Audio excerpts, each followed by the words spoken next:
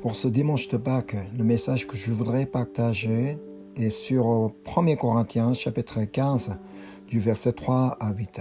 Je lis le passage. Je vous ai enseigné avant tout, comme je l'avais aussi reçu, que Christ est mort pour nos péchés selon les Écritures, qu'il a été enseveli et qu'il est ressuscité le troisième jour selon les Écritures, et il est apparu à Képhas, puis aux 12.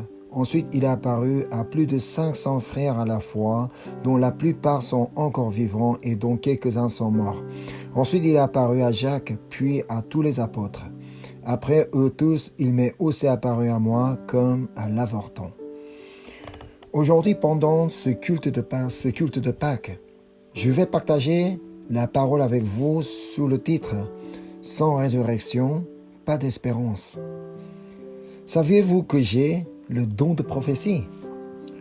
Je peux prophétiser avec précision ce qui va m'arriver dans le futur. Et je pense que mes enfants verront l'accomplissement de cette prophétie. Cette prophétie est la suivante. Un jour, je mourrai.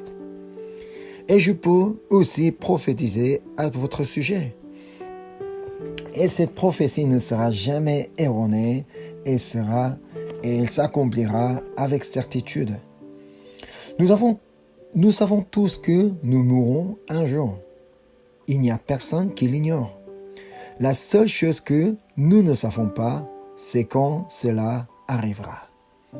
Mais il y a 2000 ans, Jésus est venu sur cette terre et il a parlé de sa propre mort. Puis, il a dit quelque chose qu'aucun être humain n'aurait osé imaginer. C'est ce qu'on peut lire dans l'évangile de Luc, chapitre 18, du verset 32 à 33. Car il sera livré aux païens, on se moquera de lui, on l'outragera, on crachera sur lui, et après l'avoir battu de verge, on le fera mourir, et le troisième jour, il ressuscitera. À ce moment-là, les disciples qui écoutaient Jésus ne comprenaient pas bien ce qu'il disait, à savoir qu'il serait livré aux païens, qu'il serait moqué, maltraité, qu'on cracherait sur lui, qu'il serait flagellé et mis à mort. Mais en plus de cela, il a ajouté quelque chose de vraiment difficile à croire, qu'il ressusciterait 3 jours après sa mort. Naturellement, personne ne croyait qu'il reviendrait à la vie 3 jours après être mort, comme il avait annoncé. Et pourtant, il y avait eu des personnes qui ont pris ces paroles très au sérieux. C'était ni ses disciples, ni la foule qui le suivait. C'étaient les grands prêtres et les pharisiens, ceux-là même qui ne croyaient pas en lui. C'est ce qu'on peut lire dans l'évangile de Matthieu, chapitre 27, du 62 à 63. Le lendemain, qui était le jour après la préparation, les principaux sacrificateurs et les pharisiens allèrent ensemble auprès de Pilate et dirent « Seigneur, nous nous souvenons que cet imposteur a dit, quand il vivait encore, après 3 jours, je ressusciterai. » Ce sont eux qui ne croyaient pas en Jésus, au contraire, qui se sont souvenus des paroles de Jésus et ont demandé à Pilate de faire garder le tombeau. Ils craignaient que les disciples viennent voler le corps et prétendent ensuite que Jésus était ressuscité. Mais contrairement à leur crainte, les disciples, eux, n'avaient même pas envisagé que Jésus pourrait ressusciter 3 jours après sa mort. Alors que faisait-il pendant ce temps-là? C'est ce qu'on peut lire dans l'évangile de Luc, à l'évangile de Jean, chapitre 20, verset 19. Le soir de ce jour, qui était le premier de la semaine, les portes du lieu où se trouvaient les disciples étant fermées, à cause de la crainte qu'ils avaient des Juifs, Jésus vint, se présenta au milieu d'eux et leur dit « La paix soit avec vous ». Les disciples ne se souvenaient même pas des paroles de Jésus annonçant qu'il ressusciterait au bout de 3 jours. C'est pourquoi ils s'étaient réfugiés dans une maison, remplie de peur, après avoir vu Jésus mourir. Même lorsque Marie de Magdala, après avoir vu le tombeau vide et rencontré Jésus ressuscité, est venue leur annoncer cette nouvelle incroyable, ils ne pouvaient pas croire, ils ne la croyaient pas. Alors Jésus lui-même vient à leur rencontre. Il se tient au milieu d'eux et leur dit « Que la paix soit avec vous ». La résurrection de Jésus a ainsi rétabli la paix dans le cœur des disciples. Après sa mort, leur paix avait complètement disparu, mais par sa résurrection, Jésus leur a rendu cette paix. Vous connaissez sans doute tous l'histoire de Lazare qui est revenu à la vie. Lorsque Lazare est tombé malade, que la maladie semblait grave, Marthe et Marie ont envoyé chercher Jésus. Mais en apprenant cela, Jésus dit, « Cette maladie n'est pas pour la mort. » Et il a demeuré encore 2 jours là où il se trouvait avant de partir avec ses disciples pour aller à la rencontre de Lazare. Mais lorsqu'ils sont arrivés dans la ville de Lazare, ça faisait déjà 4 jours qu'il était dans le tombeau. En réalité, Jésus savait déjà que Lazare était mort et il en avait informé ses disciples avant même de partir. C'est ce qu'on peut lire dans l'évangile de Luc, chapitre 11, verset 14. Alors Jésus leur dit ouvertement, Lazare est mort. Malgré tout, lorsque Jésus s'est mis en route vers la maison de Lazare, les disciples pensaient naturellement qu'il allait simplement assister aux funérailles. Et en effet, beaucoup de Juifs étaient déjà venus pour consoler Marthe et Marie après la mort de leur frère. Lorsque Marthe a appris que Jésus arrivait, elle sort à sa rencontre. Et que dit-elle à Jésus? « Seigneur, si tu avais été ici, mon frère ne serait pas mort. » Dans cette phrase, on sent une certaine forme de reproche ou de regret envers Jésus. Mais immédiatement après, elle fait une confession bouleversante de foi.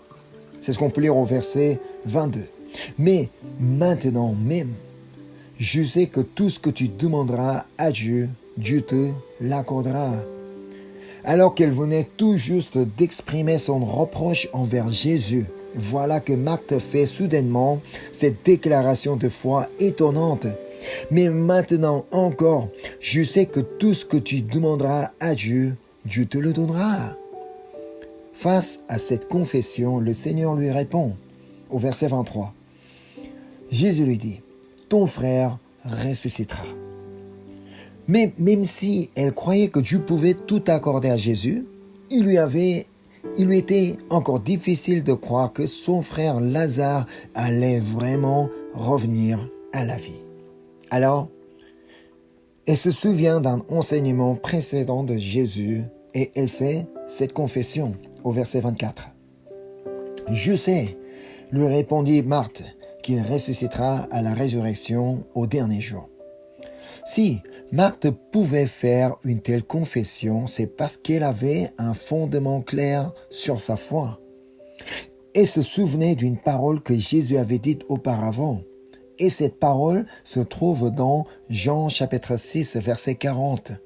« La volonté de mon Père, c'est que quiconque voit le Fils et croit en lui ait la vie éternelle, et je le ressusciterai au dernier jour. » Marthe se souvenait de la parole de Jésus, que quiconque croit en lui aura la vie éternelle et qu'au dernier jour, le Seigneur le ressuscitera. Écoutez, la parole de Dieu est importante, mais il est tout aussi important de s'en souvenir. Il ne suffit pas d'écouter. Même si nous répondons « Amen » avec foi lorsque nous entendons la parole, si nous ne la retenons pas, nous ne pourrons ni la méditer, ni résister aux attaques de Satan avec cette parole. C'est pour cela qu'il est essentiel de mémoriser les Écritures. Il est important de mémoriser des versets. Cependant, connaître beaucoup de versets ne suffit pas. Ce n'est pas la connaissance elle-même qui est importante. Il faut croire en cette parole. Comme je l'ai dit plus tôt, même les grands sacrificateurs et les pharisiens se souvenaient que Jésus avait annoncé qu'il ressusciterait après 3 jours. Mais ils n'y croyaient pas. Et ainsi, bien que Jésus soit réellement ressuscité, cela n'eut aucun impact pour eux, car ils n'avaient pas cru à sa parole. En réalité, Marthe aussi connaissait cette promesse, mais il ne la croyait pas pleinement. Si nous relisons attentivement les paroles de Marthe, Jean chapitre 11, verset 22. « Mais maintenant même, je sais que tout ce que tu demanderas à Dieu, Dieu te l'accordera. » Marthe n'a pas dit « je crois », mais elle a dit plutôt « je sais », ce qui montre qu'elle n'avait pas encore une pleine assurance dans la foi. Elle exprimait une connaissance intellectuelle, mais pas encore une conviction profonde de foi. Et si l'on regarde aussi ce qu'elle dit au verset 24, on voit clairement cela. Encore au verset 24. « Je sais », lui répondit Marthe, « qu'il ressuscitera à la résurrection au dernier jour. » Là encore, Marthe dit « je sais ».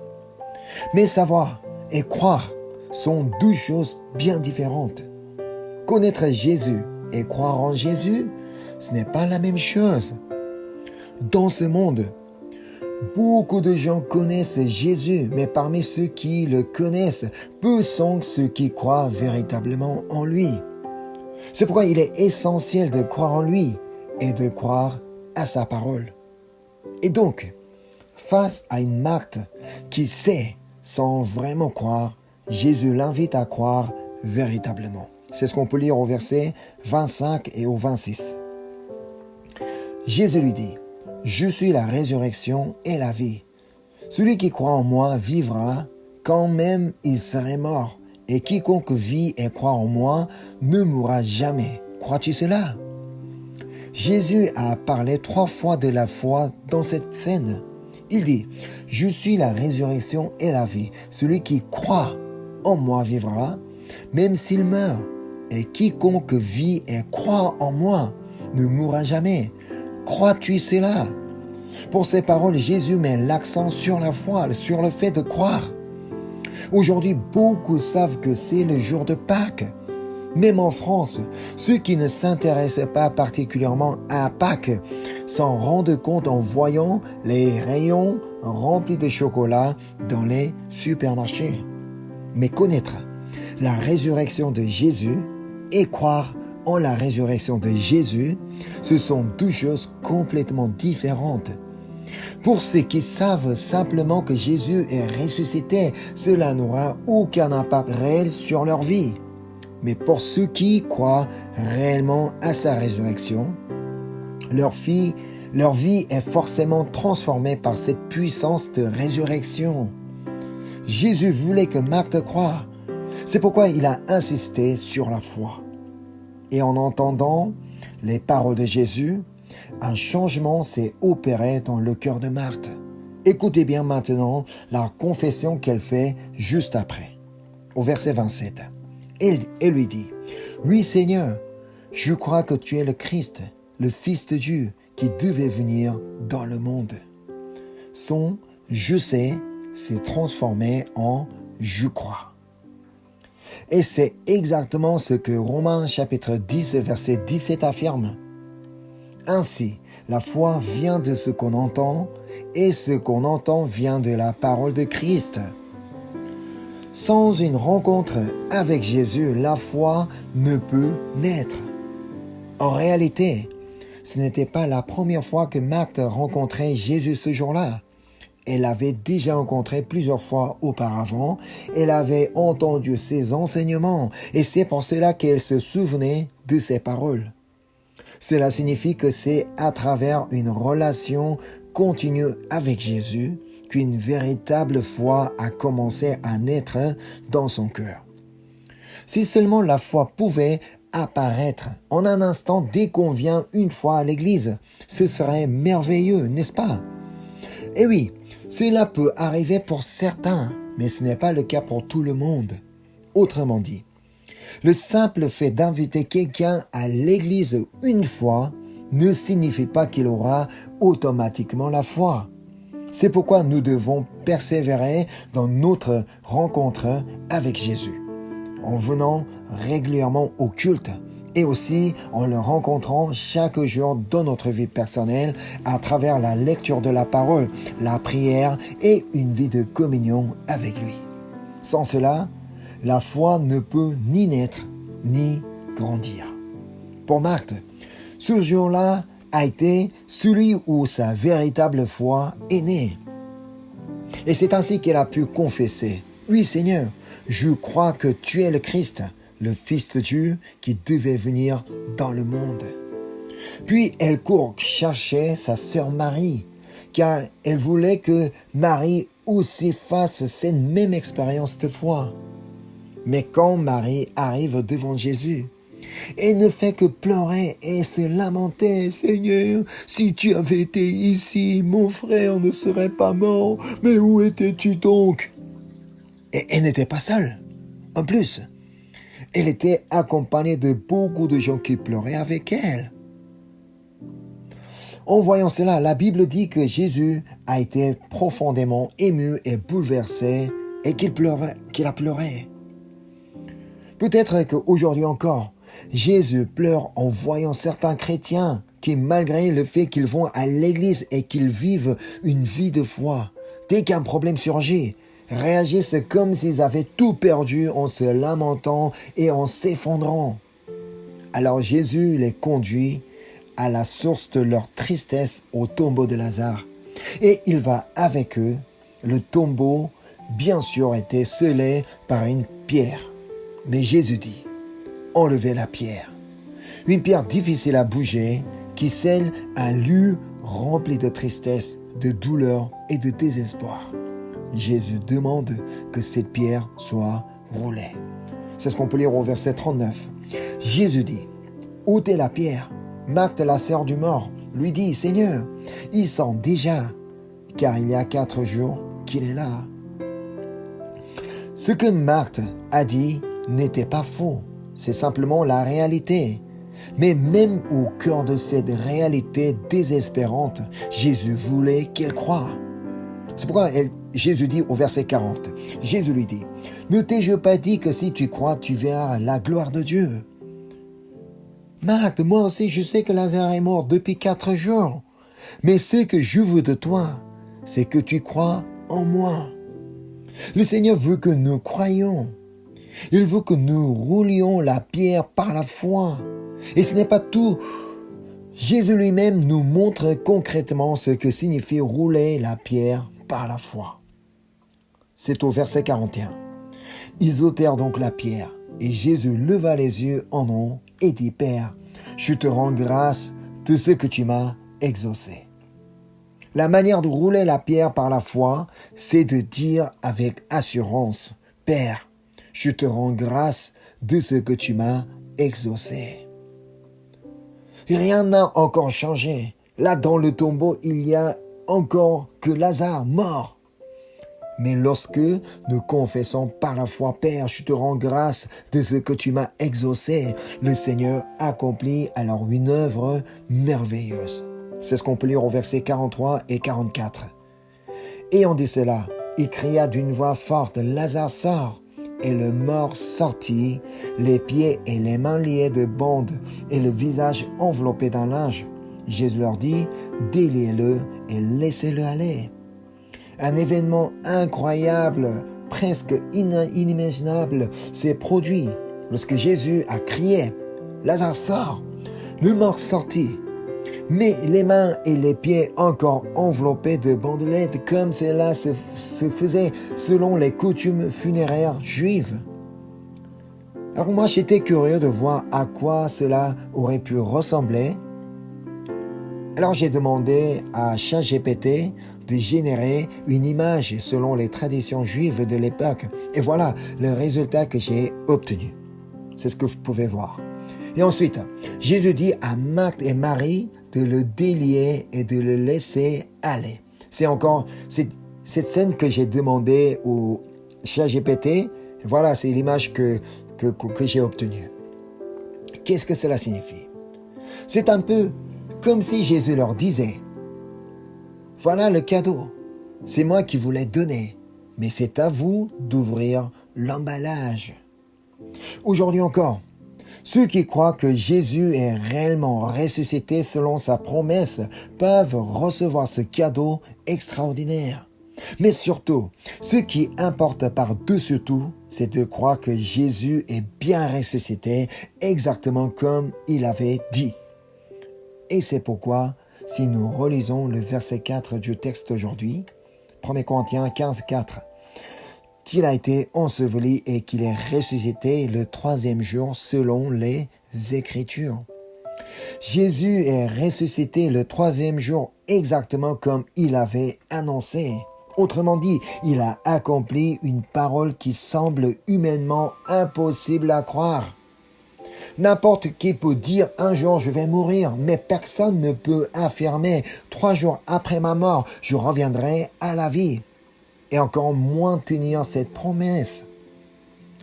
Mais notre Seigneur, lui, a accompli ce qu'il avait annoncé. Cela signifie qu'il accomplit fidèlement toutes les paroles qui sont écrites dans la Bible. C'est pour cela que Nombre chapitre 23, verset 19 déclare « Dieu n'est point un homme pour mentir, ni fils d'un homme pour se repentir. Ce qu'il a dit, ne le fera-t-il pas? Ce qu'il a déclaré, ne l'exécutera-t-il pas ?» Aujourd'hui, tout comme Jésus s'est adressé à Marthe, il s'adresse à chacun de nous et nous dit « Si tu crois, tu verras la gloire de Dieu. » S'il nous a dit qu'il répondrait à nos prières, alors il les répondra. S'il a dit qu'il nous protégerait, alors il nous protégera. S'il a promis de prendre soin de nous, alors il le fera. S'il a dit qu'il nous guérirait, alors il nous guérira. Souvenez-vous, devant la mer Rouge, tout semblait perdu. Rien ne semblait pouvoir la séparer. Mais Dieu avait promis qu'il ouvrirait un chemin et la mer s'est fendue pour que le peuple d'Israël puisse passer à sec. Lorsque nous croyons en la résurrection de Jésus, alors une œuvre de restauration commence en nous. Notre foi brisée est restaurée. Notre paix revient. Notre joie revient. Et même notre santé peut être restaurée. Tout comme Marthe et Marie ont retrouvé la foi et la joie, nous aussi, nous verrons le même miracle dans nos vies. Tout comme la paix est revenue dans le cœur des disciples après avoir vu Jésus ressuscité, nous aussi, nous expérimenterons cette paix. C'est pour cela que sans la résurrection, il n'y aurait pas d'espérance. Mais parce que Jésus est ressuscité exactement comme il avait dit, nous avons une espérance vivante. C'est parce que Jésus est ressuscité que nous pouvons espérer. Et c'est aussi pourquoi l'apôtre Paul, dans notre texte aujourd'hui, énumère tous les témoins qui ont vu Jésus ressuscité pour insister sur le fait que sa résurrection est réelle. Alors concluons en relisant cette liste de témoins et recevons cette vérité vivante dans nos cœurs. 1 Corinthiens chapitre 15, du verset 5 à 8. Et qu'il est apparu à Képhas, puis aux 12. Ensuite, il est apparu à plus de 500 frères, à la fois dont la plupart sont encore vivants et dont quelques-uns sont morts. Ensuite, il est apparu à Jacques, puis à tous les apôtres. Après eux tous, il m'est aussi apparu à moi comme à l'avorton. Tous ceux-là ont été témoins de la résurrection de Jésus de leurs propres yeux. Ils l'ont vu vivant après sa mort. Mais aujourd'hui, même si nous n'avons pas vu Jésus ressuscité de nos propres yeux, nous croyons. C'est étonnant, surprenant. Nous croyons. C'est à cause de cela, Jésus lui-même dit que nous sommes bienheureux. C'est ce qu'on peut lire dans l'évangile de Jean, chapitre 20, verset 29. Parce que tu m'as vu, tu as cru. Heureux ceux qui n'ont pas vu et qui ont cru. Heureux ceux qui n'ont pas vu et qui ont cru. Ainsi, tous ceux qui croient en la résurrection de Jésus aujourd'hui sont des bienheureux. Si vous croyez en la résurrection de Jésus, alors même s'il y a dans votre vie des situations qui semblent impossibles, sans aucune espérance, comme si tout était fini, quand vous dites avec foi, Père, je te rends grâce de m'avoir exaucé. Alors vous verrez la puissance du Seigneur qui rend le possible à partir de l'impossible. Et cette puissance produira en vous une œuvre de restauration. C'est pourquoi je vous bénis au nom de Jésus-Christ, afin que la foi en la résurrection de Jésus vous accorde la grâce de voir votre espérance perdue être restaurée. Alors je voudrais que vous croyiez vraiment en la résurrection de Jésus, afin que vous soyez totalement restaurés dans votre vie. Amen. Je vous invite à la prière. Seigneur, merci. Merci pour ta grâce. Merci Seigneur parce que tu es mort pour nous et que tu es ressuscité pour nous. Et que tu es ressuscité pour nous restaurer. Pour restaurer notre paix perdue. Pour restaurer notre joie perdue. Pour restaurer notre foi perdue. Merci parce que tu es ressuscité pour chacun de nous. C'est grâce à toi que nous pouvons toujours nous réjouir. Alors nous croyons vraiment que tu es ressuscité pour nous. Alors je voudrais vraiment que cette restauration soit lue à tous ceux qui écoutent ce message, Seigneur, et à tous ceux qui croient en ta résurrection. Merci pour ta parole, pour ta grâce, pour tout ce que tu as réalisé pour nous. Je te prie au nom du Seigneur Jésus-Christ. Amen.